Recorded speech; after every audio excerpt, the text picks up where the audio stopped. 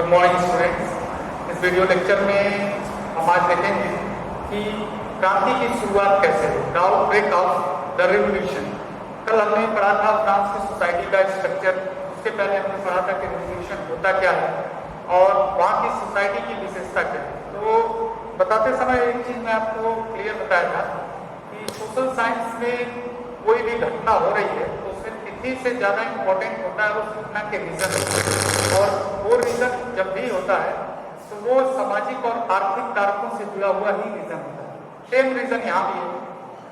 मैंने बताया था कि जब 1774 में ये वाला डेट लुइस 14 या Louis 16 become king of France faces empty treasures and growing discontent with society of the old regime. Old regime मतलब एक ऐसी शासन व्यवस्था जो क्रांति के पूर्व थी, यानी 1789 के पहले जो व्यवस्था थी फ्यूडल सिस्टम बेस्ड, उसको हम लोग कहते हैं ओल्ड regime। ठीक, तो सबसे बड़ा प्रॉब्लम उस स्टेट का यही था कि जैसे वो शासक बना तो फ्रांस में आर्थिक संकट आ गया, एम्प्टी ट्रेजरी, जो राजस्व कोष था वो खाली हो चुका था। इसी समस्या को हल करने के लिए लुइस 16वें ने एक बैठक बुलाई, कन्वेंशन ऑफ स्टेट जनरल। ये एक बॉडी होती थी जो जिसकी तुलना आज के पार्लियामेंट से कर सकते हैं, लेकिन अपने रूप स्वरूप में ये स्टेट जनरल मिडिवल एज को रिप्रेजेंट करता था, यानी इसके जो पार्टिसिपेंट जो लोग इसमें भाग लेते थे they are not elected representative of the citizens, वो नॉमिनेटेड थे किंग के और मेनली 2 स्टेट के ज्यादा होते थे। तो स्टेट जनरल की बैठक बुलाई गई इस प्रॉब्लम को सॉल्व करने के लिए, जो कि प्रॉब्लम थी आर्थिक संकट की। इस जनरल की बैठक, जो स्टेट जनरल की बैठक बुलाई जा रही थी कब, इससे पहले 1614 में 1614 में ये बैठक हुई थी और फिर 1789 में, यानी आप अगर कैलकुलेट करेंगे तो 175 सालों के बाद स्टेट जनरल की बैठक बुलाई गई। बुलाना क्यों पड़ा? क्योंकि इसके पहले के जो भी शासक थे, खास करके लुई 14वां, वो इतना मजबूत था कि किसी फ्यूडल से या किसी भी जो उसके सबऑर्डिनेट से उससे ऑर्डर लेने की उसको जरूरत नहीं पड़ी।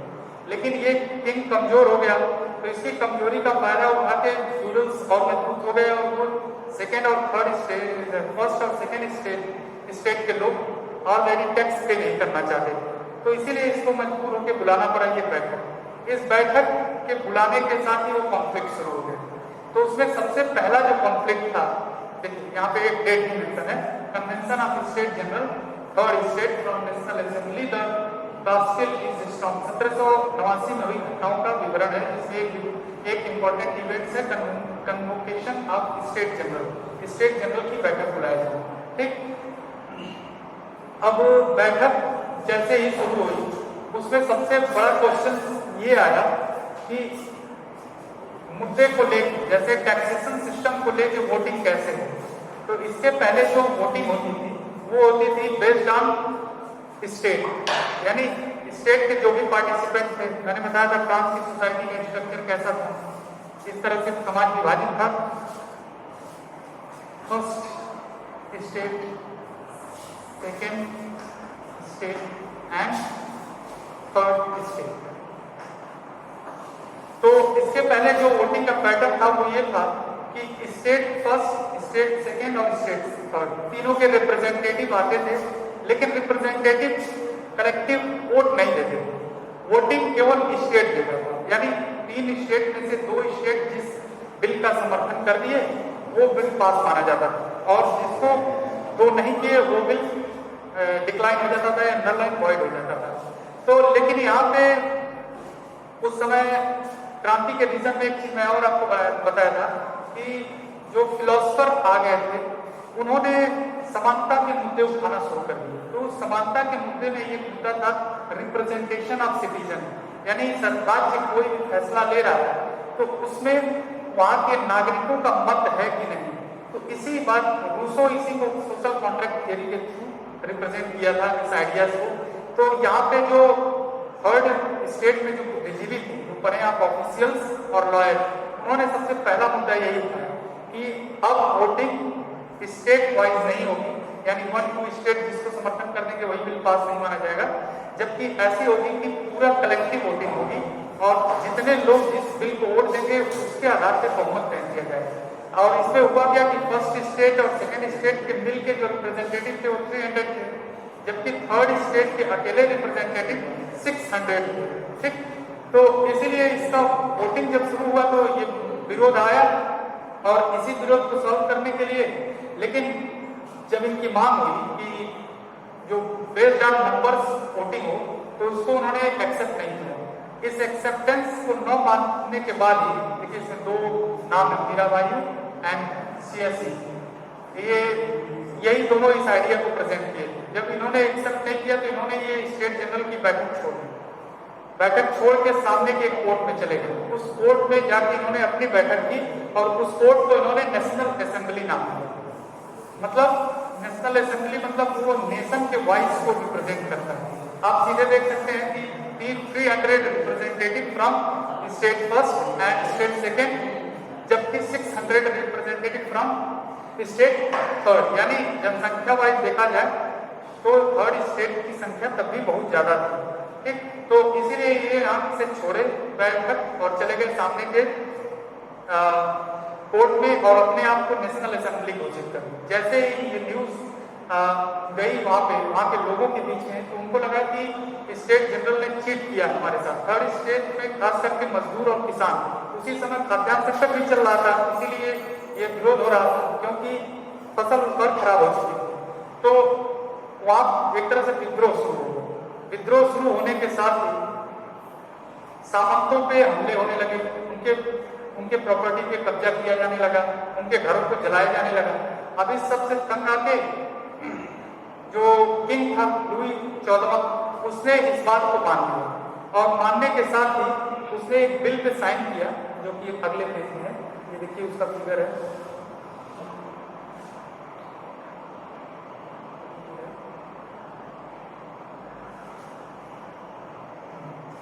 यहाँ पे एक डेट है 4 अगस्त 1789। The assembly pass decline abolishing the feudal system. उसके पहले किंग ने 14 जुलाई उसके पहले किंग ने इस नेशनल असेंबली को एक तरह से एक्सेप्टेंस दे दिया। एक्सेप्टेंस देने के बाद यही नेशनल असेंबली कॉन्स्टिट्यूशनल असेंबली बन गई, यानी एक ऐसी सभा जो संविधान बनाएगी। और उस संविधान बनाएगी तो उसमें क्या होगा कि जो किंग के बहुत ज्यादा पावर है या किंग के जो एब्सोल्यूट पावर है उसको ये कम करेगी, और वो पावर ट्रांसफर कहाँ करेगी?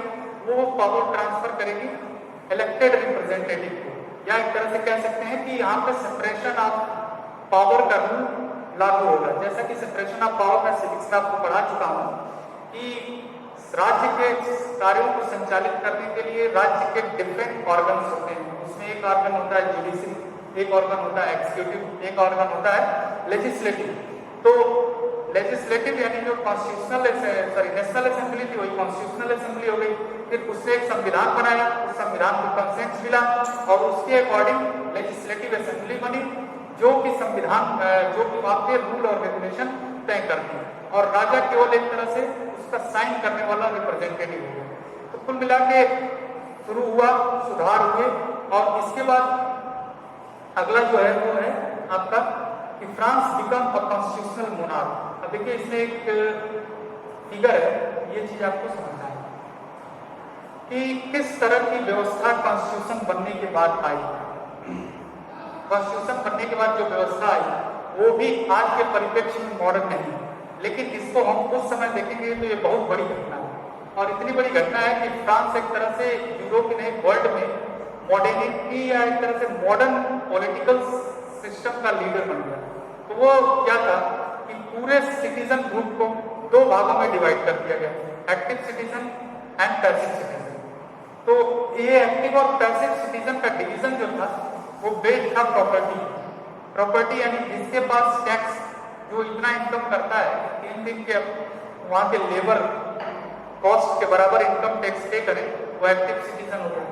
और उसके अलावा जो वीमेन थे और जो उतना इनकम नहीं करता था और जो 25 साल से कम एज के थे, children and youth below 25, they are called as passive citizen.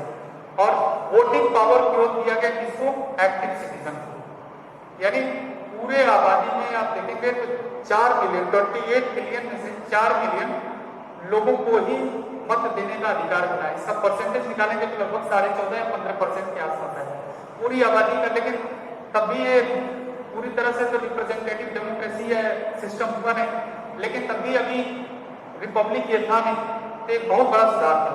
जहां राजा का कंसेंट और राजा के दरबारी लोग ही तय करते थे, वहां कहीं ना कहीं इनको आवाज मिलने लगी।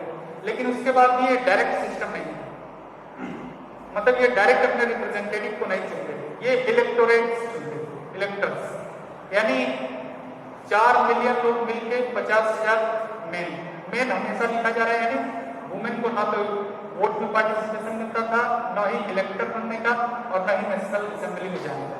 तो एक जेंडर के बेस पे भी डिस्क्रिमिनेशन था, जिसके लिए फिर आगे लड़ाई हुई। इसमें एक चैप्टर है आगे, उसको हम अलग से समझेंगे। तो ये जो राइट मिला था वो केवल मिला था पुरुषों को, तो पुरुषों में भी केवल 4 मिलियन लोगों को, और ये मिलकर 50,000 मेन इलेक्ट करते थे, और ये चुनती थी नेशनल असेंबली, जिसमें कि 745 मेंबर होते थे। ठीक, नेशनल असेंबली कंट्रोल करती थी इनको, और यही नेशनल असेंबली कंट्रोल करती थी मिनिस्टर्स को। तो अगर देखें आप सेपरेशन ऑफ पावर के थ्रू, सेपरेशन ऑफ पावर का जो रूल अप्लाई होता है उसमें पूरा स्टेट का ऑर्गन 3 होता है। First organ legislature, second organ executive, और इसी एग्जीक्यूटिव के दोनों पार्ट किंग और मिनिस्टर। लेकिन किंग को ये कंट्रोल कर लिया और इसको भी यही कंट्रोल करता था, और एक थर्ड ऑर्गन जो होता है वो है जुडिशरी। तो ये पूरा पॉलिटिकल स्ट्रक्चर मिलके बना वहां पे, यानी अब कॉन्स्टिट्यूशनल मोनार्की है, एक संवैधानिक राजतंत्र जहां की एब्सोल्यूट शासन था, उसकी जगह पे एक नई व्यवस्था स्थापित हुई जिसको हम कहते हैं कॉन्स्टिट्यूशनल मोनार्की। ठीक, तो फ्रांस के रेवोल्यूशन का जो सबसे बड़ा अब तक का सुधार था वो ये हुआ।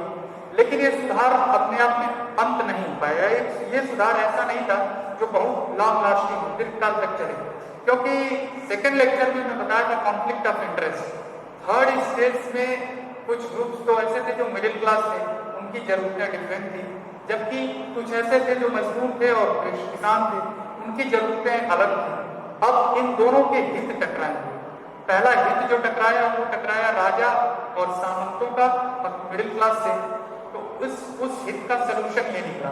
लेकिन अब ये हित का कॉन्फ्लिक्ट ऑफ इंटरेस्ट जो बचा है, लोअर मिडिल क्लास या एक तरह से जो कोर्स ऑफ में जिनकी सिचुएशन एकदम अच्छी नहीं है, और मिडिल क्लास, तो उन दोनों के एस्पिरेशन अलग हैं, उन दोनों के इंटरेस्ट अलग हैं, तो उसका कॉन्फ्लिक्ट होगा, तो उसका समाधान क्या निकलेगा ये हम अगले वीडियो लेक्चर में पढ़ेंगे।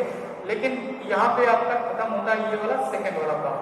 ठीक, उसके अलावा ये सारे बहुत सारे फिगर हैं कि वहां पे जब पॉलिटिकल मूवमेंट शुरू हुए इस तरह के सिंबल्स यूज किए गए, सरकार चुनी गई, विभिन्न पार्टियां बनी, तो इसमें आप देखेंगे सारे सिंबल में जो आइडिया ऑफ लिबर्टी उसको बहुत प्राथमिकता मिली।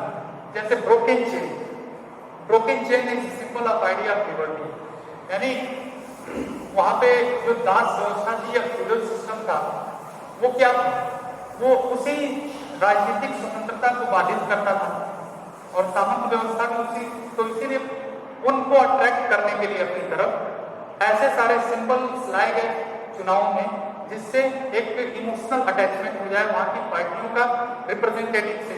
तो एक था रीडिंग पॉलिटिकल सिंबल्स, इसको आप पढ़िएगा, उसमें एक है ब्रोकन चेन, उसके बाद द बंडल ऑफ रॉड्स और इसका मतलब ये है संगठन की शक्ति, यानी एक तरह से कम्युनिटी की बात की जा रही है कि अगर किसी कम्युनिटी का इंटरेस्ट एक है तो उसको एक साथ आके अपनी बात रखनी चाहिए, तभी वो पॉलिटिकली फुलफिल हो पाएगा डिजायर। उसी तरह से अगला सिंबल है, ये तो वहां के उससे जुड़ा है। उसके अलावा स्नेक बाइटिंग है, यानी इसका मतलब है इट्स सिंबल ऑफ इटर्निटी, शाश्वतता का प्रतीक है। ठीक, उसी तरह से और सिंबल है, ये एक ऐसा कैप था जो कैप ओन बाय स्लेव, इसको इतना ज्यादा आम बनाया गया कि अब ये स्लेव का प्रतीक ना होके एक तरह से फैशन में आ गया। उसके अलावा ब्लू व्हाइट रेड विमेन के मुद्दे उठाए गए। उसके बाद आप देखेंगे ये सारी चीजें। फिर अब ये जो आपका फ्रांस एबॉलिश मोनार्की, यानी अभी जो हम पढ़े हैं कॉन्स्टिट्यूशनल मोनार्की की तरफ गए थे, लेकिन अगला जो फेज होगा उसमें मोनार्की को ही हटाया जाएगा। वो हम अब अगली वीडियो लेक्चर में पढ़ेंगे। अभी के लिए केवल इतना ही। Okay, thank you.